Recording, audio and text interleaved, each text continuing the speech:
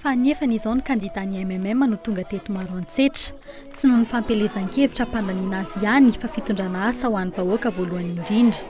Ny taona 2024 no nidinany teto voalohany, nanomboka tamin'izay fotoan'izay ka hatramin'izao, tsy tambo isaina ny foto-drafitra sanentiny na ho an'ny tanora, na ho an'ny fampianarana na ho an'ny fanatsarana ny asa-panjakana tao anatin'ny ministera izay nisahaniny, toy ny birao ifotony fananantany, efitrano fianarana miisa 7, maison des jeunes misy cybercentre, kianja filalaovam-baolina ary ireo foto-drafitra asa ho an'ireo komina ambanivohitra manodidina.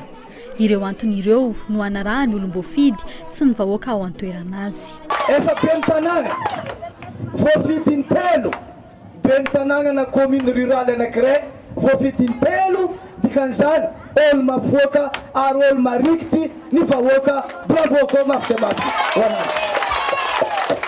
efa niasa ary mbola hiasa ho antsika koa Maroantsetra fa baromaro dia antagnana bengana vadiny teto ohatra amin'izany ipona mpitsalibentsika mitetry miodiny tanàna magnanio tsy vita igny izy koa tsy izy bravo mafy dia mafy ho anazy izany antony anohanana azy ozy zareta ambonimbony tany a chef de région alagna anao satria anao manoha niadro alao za tsy magnino satria olo mavita raha tsy maintsy aratiky na tegna na tsy tegna.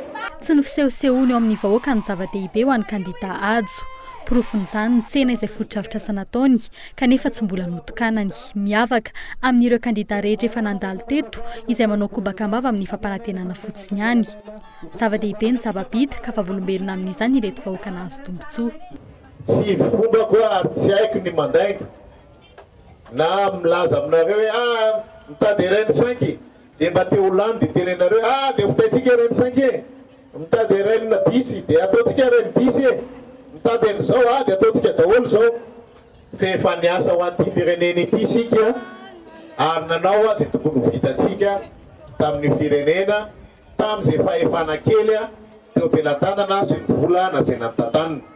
Maro aminay milatsaka ireo nefa nitondra firenena, efa ministra, efa député, efa tompon'andraikitra maro samihafa, anjara atsika no misafidy hoe inona moa nefa nataon'ilay olona tamin'izy namena andraikitra teo amin'ny fitondrana ary inona ny nataon'ny hafa na inona ny nataon'ny Hajo tamin'izy tompon'andraikitra teo amin'ny fitondrana.